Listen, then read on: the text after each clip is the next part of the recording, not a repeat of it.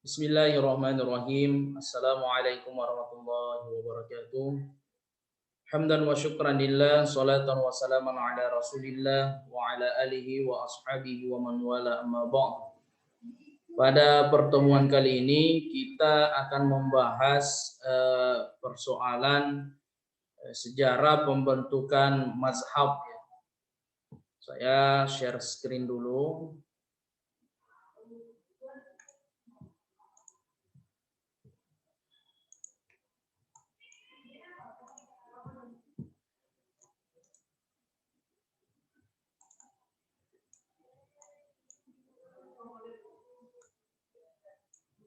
Nah,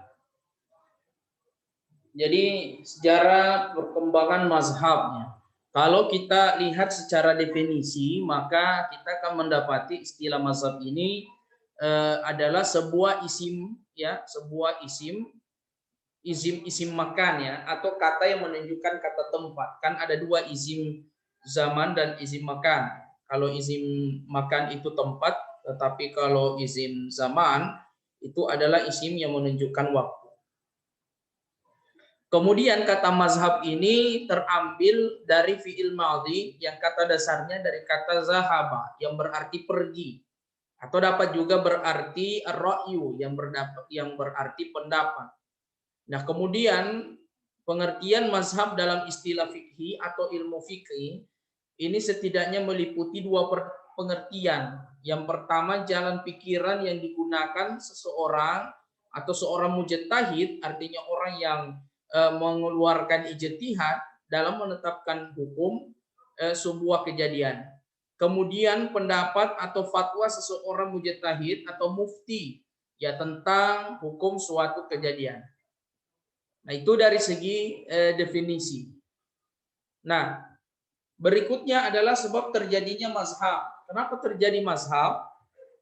Ini sebenarnya diawali setelah Nabi wafat. Nah, setelah Nabi wafat, maka sebagian dari para sahabat Nabi ini pergi ke beberapa wilayah atau negeri dengan maksud untuk menyiarkan agama Islam. Ya, kita kan sudah membahas pada periode-periode sebelumnya, ya, atau pertemuan sebelumnya tentang bagaimana hukum tasyri' yang berkembang di masa Khulafaur Rasyidin. Nah, di masa sahabat Nabi ini ya hampir mereka fokus untuk menyiarkan agama Islam, dan ketika ini berkembang, nah tentu ini juga akan mempengaruhi bagaimana memfatwakan sesuatu itu di daerah-daerah tertentu yang tentu yang kita ketahui adalah orang-orangnya juga terbatas. Nah, kemudian para tabi'in yang tinggal di wilayah yang berbeda-beda yang telah menerima hadis para sahabat Nabi, ya mereka menyampaikan pula kepada tabi'in yang tinggal di wilayah yang berbeda pula. Ya, imam yang empat yang dimaksud ini yang misalnya seperti Imam Syafi'i, Maliki, ya, Imam Hanafi dan Imam Hambali. Mereka ini adalah termasuk golongan tabi'in yang tempat tinggal mereka juga yang berbeda-beda. Nah, kemudian kita bisa menarik sebuah kesimpulan bahwa ternyata hadis yang sampai kepada Imam Malik ini belum tentu sampai kepada Imam Hanafi. Begitu pula sebaliknya. Ya, apa yang diketahui Imam Hanafi ya bisa jadi tidak diketahui oleh Imam Malik. Nah, hadis yang sampai pada imam-imam tersebut ini juga belum tentu sampai kepada Imam Syafi'i atau Imam Hambali. Nah, olehnya itu masing-masing imam hanya bisa mencatat hadis-hadis yang sampai kepadanya dan dia beramal serta berfatwa atau berpendapat dengan hadis-hadis yang mereka terima. Nah, kemudian macam-macam mazhab beserta tokoh-tokohnya. Ya, ini kita kenal ada mazhab Maliki, mazhab Hanafi, mazhab Syafi'i dan mazhab Hambali, yang mana penamaan dari mazhab-mazhab ini ya dinisbahkan kepada pendirinya ya. Misalnya mazhab Hanafi. Ya, ini pendirinya Imam Abu Hanifah yang lahir 703 sampai 767 Masehi. Ya, beliau memiliki sebuah metode pengajaran yakni pada prinsip syura atau musyawarah.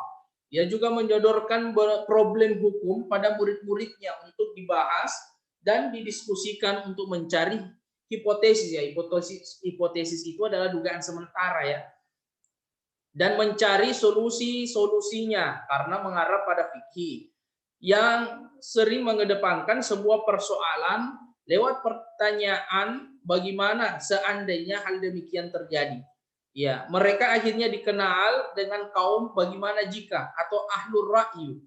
Jadi dia semata-mata mengedepankan dulu akalnya, tetapi bukan sampai di situ.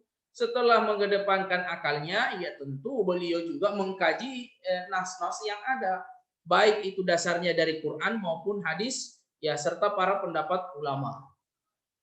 Nah, ini ada sumber hukum yang beliau usung, ya tentu dia mengambil sumber dari Al-Quran, ya sunnah atau hadis, ijma' sahabat Nabi, kemudian pendapat para sahabat pribadi, kemudian ada kias, ya kias itu proses untuk menyamakan ya dengan artian tidak sekedar untuk menyerupai saja, jadi menyamakanlah istilahnya. Ya, atau biasa kita namakan deduksi analogis. Kemudian ada istihsan atau prevensi. Kemudian ada urf atau tradisi lokal. Ya, kalau di Maluku Utara kan banyak tradisi-tradisi lokal ini. Ini sangat cocok dibahas juga dengan fikih Hanafi ini. Nah, kemudian mazhab Maliki. Ini pendirinya adalah Imam Malik dari tahun 717 sampai 801 Masehi. Ini termasuk juga ulama yang memiliki umur yang panjang ya. Di mana metode pengajaran yang beliau usung itu adalah didasarkan pada ungkapan hadis dan pembahasan atas makna-maknanya, kemudian dikaitkan dengan konteks permasalahan yang ada pada saat itu. Jadi ini sebenarnya seandainya Imam Malik masih ada sampai saat sekarang ini, mungkin beliau akan merumuskan bagaimana hukumnya vaksinasi. Karena vaksinasi ini kan tidak ada di masa Nabi. Nanti ada di zaman saat sekarang ini. Nah, kemudian Imam Malik menjelaskan kitab tersebut kepada murid-muridnya sebagai mazhabnya. Namun ia akan selalu menambahkan di dalamnya ketika ada informasi baru yang disampaikan kepadanya. Nah, kemudian kita lihat sumber hukum di mana beliau mengambil dari Al-Quran. Ya tentu hampir rata-rata ya Imam mazhab ini mengambilnya dari sumber utama ya, sumber primernya, baik Al-Quran, Sunnah, kemudian ada praktik masyarakat Madinah, yang pada saat itu mungkin sangat kental dengan istilah tradisi masyarakat. Kemudian ada ijma sahabat, pendapat individu sahabat, kemudian kias, kemudian ada istilah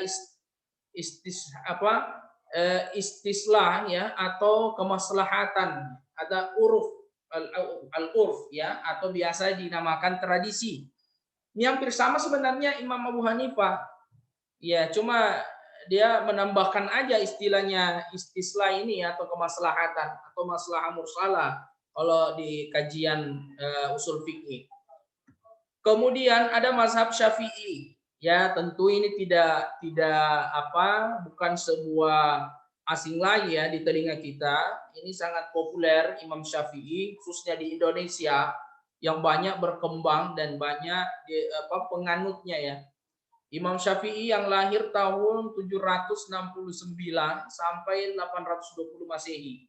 Nah, beliau mempunyai sebuah metode pengajaran ya di mana Imam Syafi'i ini mengkombinasikan fikih Ijaz atau mazhab Maliki. Ya, Ijaz itu kan termasuk daerah Mekah juga. Ya, dengan fikih Iraqi, ya, mazhab Hanafi, dan menciptakan mazhab baru yang ditekan pada murid-muridnya dalam buku yang dinamakan dengan Hujjah atau Bukti. Kemudian Imam Syafi'i banyak mereferensikan pendapat-pendapat hukumnya yang ia tetapkan pada saat berada di Irak. Nah, kemudian Imam Syafi'i memiliki juga perbedaan dengan periode keulamaan. Yang pertama dalam mensistematikan prinsip-prinsip dasar fikih. Jadi prinsip-prinsip dasar fikih ini dia menyusunnya secara sistematis. Nah, kemudian diberikan nama dengan judul Ar-Risalah. Nah, beliau juga mengambil sumber hukum dari Al-Quran, Sunnah, Ijma, ya pendapat individu sahabat, kemudian ada kias dan istishab. Nanti kita akan bahas juga ini ya, istilah-istilah ini. Ada istishab, marsalah mursala, maslahah mursala, ada al-uruf, ada istilah istihsan dan syadud dhara'i dan lain sebagainya.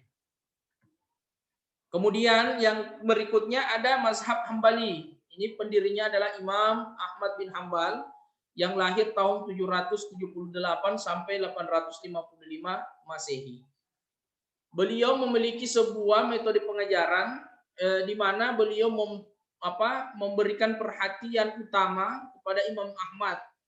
Ya, perhatian utama Imam Ahmad ini adalah pengumpulan atau periwayatan dan interpretasi hadis. Nah, kemudian metode pengajaran melalui pendiktean. Ya, hadis-hadis yang dari koleksi lengkapnya yang dikenal dengan sebagai istilah musnad. Jadi memang ada kitabnya ya, Imam Ahmad dinamakan Musnad Ahmad ya, yang memuat lebih dari 30.000 hadis. Ini salah ketik ya, salah ketik ini. 30.000 hadis dan juga berdasarkan berbagai pendapat dari sahabat Nabi yang berkaitan dengan interpretasi mereka. Kemudian Imam Ahmad bin Hambal juga ini mengambil sumber hukum dari Al-Qur'an, sunnah, ijma ya para sahabat Nabi, kemudian pendapat individunya, kemudian hadis dhaif ya. Hadis dhaif Imam Ahmad juga pakai, tapi hanya sekedar untuk mengungkapkan, dan di keterangan itu di akhir hadis beliau juga kadang menyampaikan bahwa ini adalah hadisnya dhaif. Dan bahkan beberapa ulama yang mengatakan boleh mengamalkan hadis-hadis dhaif ini selama hal tersebut tidak berkaitan dengan persoalan akidah. Kalau persoalan akidah tidak ada tawar-menawar, ya harus pakai hadis yang sahih. Ya beda kalau sekedar fadailul amal aja atau amalan-amalan tertentu. Nah, kemudian ada kias ya. Saya kira ini untuk kesempatan hari ini, insya Allah nanti kita akan lanjutkan pada pertemuan berikutnya, dan saya akhiri. Assalamualaikum warahmatullahi wabarakatuh.